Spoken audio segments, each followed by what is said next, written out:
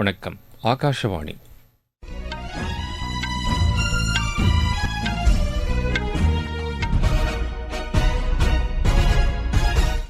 செய்திகள் வாசிப்பவர் கோபாலகிருஷ்ணன். தலைப்புச் செய்திகள். பிரதமர் திரு நரேந்திர மோடி இன்று உத்தரப்பிரதேசம் மற்றும் ராஜஸ்தானில் பல்வேறு வளர்ச்சித் திட்டப் பணிகளை தொடங்கி வைக்கிறார். குடியரசு தினத்தை முன்னிட்டு குடியரசுத் தலைவர் திருமதி திரௌபதி முர்மு நாட்டு மக்களிடையே இன்று உரையாற்றுகிறார். பிரான்ஸ் அதிபர் திரு இமானுவேல் மேக்ரான் 4 நாள் பயணமாக இன்று இந்தியா வருகிறார். ரஷ்யாவில் ராணுவ விமானம் விபத்துக்குள்ளானதில் உயிரிழந்தோர் எண்ணிக்கை 74 அதிகரித்துள்ளது. உலகக்கோப்பை மகளிர் ஐவர் ஹாக்கி போட்டியில் இந்தியா 7-3 என்ற கோல் கணக்கில் அமெரிக்காவை வென்றது. இனி விரிவான செய்திகள். பிரதமர் திரு நரேந்திர மோடி இன்று உத்தரப்பிரதேசம் மற்றும் ராஜஸ்தானில் பல்வேறு வளர்ச்சித் திட்டப் பணிகளை தொடங்கி வைக்கிறார். உத்தரப்பிரதேச மாநிலம் புலந்த்சாகரில் 19,000 கோடி ரூபாய்க்கும் அதிகமான பல்வேறு திட்டங்களை நாட்டுக்கு அர்ப்பணிக்கிறார். இவை ரயில்வே, சாலை, எண்ணெய் மற்றும் எரிவாயு, நகர்ப்புற மேம்பாடு மற்றும் வீட்டு வசதி தொடர்பான திட்டங்களாகும். உத்தரப்பிரதேச மாநிலத்தில் நியூ குர்ஜா நியூ ரிவாரி இடையே 173 கிலோமீட்டர் நீளத்திற்கு மின்மயமாக்கப்பட்டுள்ள ரயில் பாதையை திறந்து வைக்கிறார். இந்த பாதை சரக்கு போக்குவரத்திற்காக தனியாக அமைக்கப்பட்டுள்ளது. பிரதமர் திரு நரேந்திர மோடி காணொலி காட்சி வாயிலாக இந்த ரயில் நிலையங்களுக்கு இடையிலான சரக்கு ரயில் சேவையை கொடியசைத்து தொடங்கி வைக்கிறார். டண்ட்லா கவாரியா இடையே இந்தியன் ஆயில் நிறுவனம் அமைத்துள்ள எண்ணெய் குழாய் திட்டத்தையும் பிரதமர் நாட்டுக்கு அர்ப்பணித்து வைக்கிறார். பின்னர் ராஜஸ்தானில் பல்வேறு திட்டப்பணிகளையும் பிரதமர் தொடங்கி வைக்கவுள்ளார். வளர்ச்சியடைந்த இந்தியாவை உருவாக்க இளையோர் அனைவரும் பங்களிக்க வேண்டும் என்று பிரதமர் திரு நரேந்திர மோடி கேட்டுக் கொண்டுள்ளார். குடியரசு தின அணிவகுப்பில் பங்கேற்கவுள்ள தேசிய மாணவர் மற்றும் சாரணர் படையினரிடையே நேற்று புதுதில்லியில் அவர் உரையாற்றினார். இந்த ஆண்டு குடியரசு தின அணிவகுப்பு மகளிர் சக்திக்கு அர்ப்பணிக்கப்படுவதாக அவர் தெரிவித்தார். இளையோர் அனைவரும் மை பாரத் இணையதளத்தில் தவறாது பதிவு செய்ய வேண்டும் என்றும் பிரதமர் கேட்டுக் கொண்டார். ஏழை மக்களின் நலனை கருத்தில் கொண்டே தமது அரசு செயல்பட்டு வருவதாக அவர் கூறினார். மத்திய அரசின் திட்டங்கள் அனைத்து தரப்பினரையும் சென்றடைய வேண்டும் என்ற நோக்கில் நமது லட்சியம் வளர்ச்சியடைந்த பாரதம் யாத்திரை நடத்தப்படுவதாகவும் திரு நரேந்திர மோடி தெரிவித்தார். குடியரசு தினம் நாளை கொண்டாடப்படுவதையொட்டி குடியரசுத் தலைவர் திருமதி திரௌபதி முர்மு நாட்டு மக்களிடையே இன்று உரையாற்றுகிறார். குடியரசுத் தலைவரின் உரையை மாலை 7 மணிக்கு அகில இந்திய வானொலி, தூர்தர்ஷன் ஒளிபரப்பு செய்கிறது. இதன் தமிழாக்கத்தை சென்னை அகில இந்திய வானொலி இரவு மணி 9:30க்கு ஒலிபரப்பு செய்கிறது. மாநிலத்தில் உள்ள அனைத்து வானொலி நிலையங்களும் இதனை அஞ்சல் செய்யும். குடியரசுத் தலைவர் உரை ஒலிபரப்பு செய்யப்படுவதன் காரணமாக இரவு மணி 7:15க்கான ஆகாஷவாணி செய்தி அறிக்கை இரவு மணி 8:45க்கு ஒலிபரப்பாகும். ஒரே நாடு ஒரே தேர்தல் குறித்து மத்திய அரசு அமைத்துள்ள முன்னாள் குடியரசுத் தலைவர் திரு ராம்நாத் கோவிந்த் தலைமையிலான குழு நேற்று புதுதில்லியில் 4வது சுற்று ஆலோசனையை நடத்தியது. பிரபல நீதிபதிகளான திலீப் போசாலே, ராஜேந்திர மேனன் ஆகியோர் குழுவின் முன்பு தங்களது ஆலோசனைகளை தெரிவித்தனர். நாட்டில் நிதி மற்றும் பொருளாதார நிபுணர்களுடன் ஆலோசனை நடத்தும் ஒரு பகுதியாக நேற்று திரு ராம்நாத் கோவிந்த் தலைமையிலான குழு இந்திய வர்த்தக அமைப்புகளின் தலைமை அமைப்பான அசோச்சம் தலைவர் திரு அஜய் சிங்குடன் ஆலோசனை நடத்தினர்.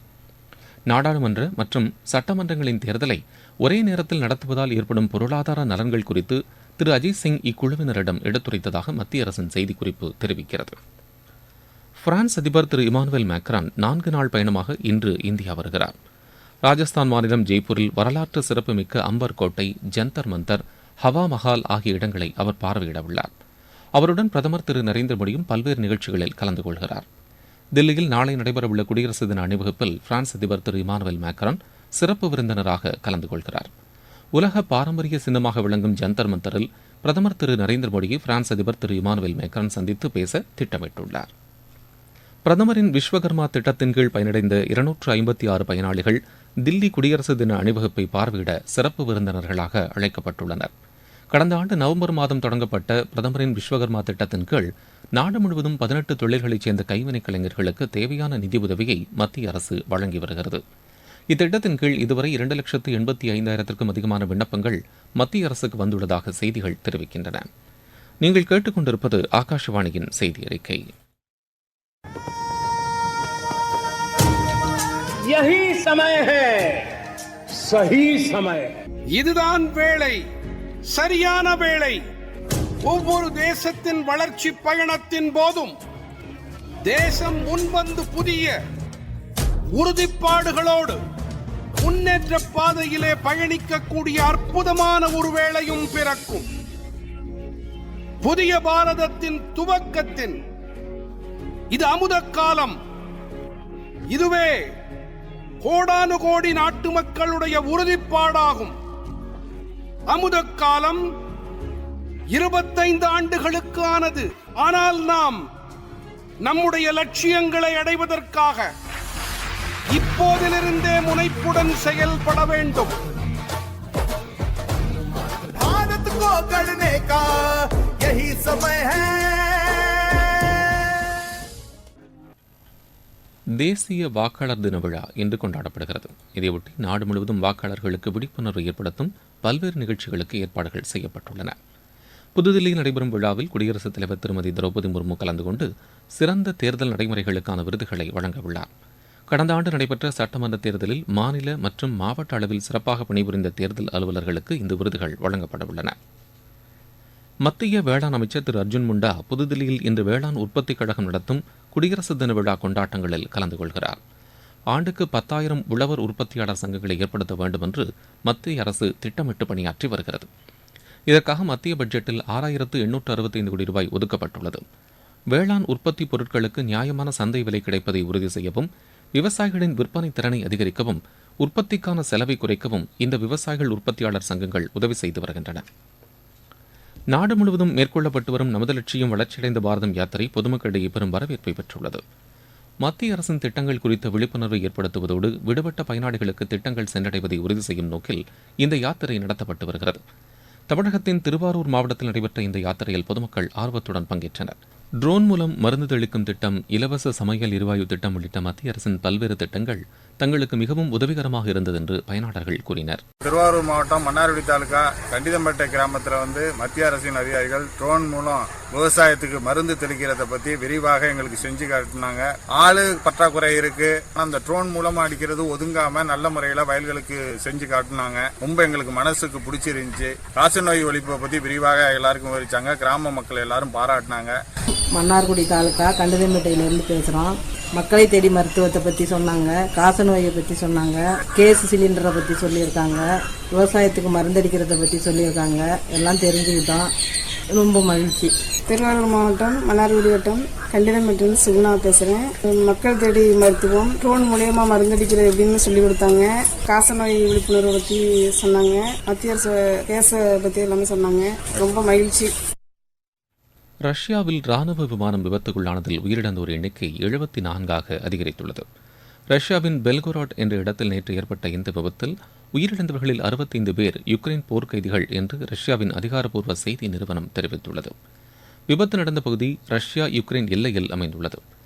இந்நிலையில் போர்க்கைதிகள் விமான விபத்தில் உயிரிழந்தது குறித்து விசாரணை நடத்தப்படும் என்று யுக்ரைன் அறிவித்துள்ளது. விளையாட்டுச் செய்திகள்.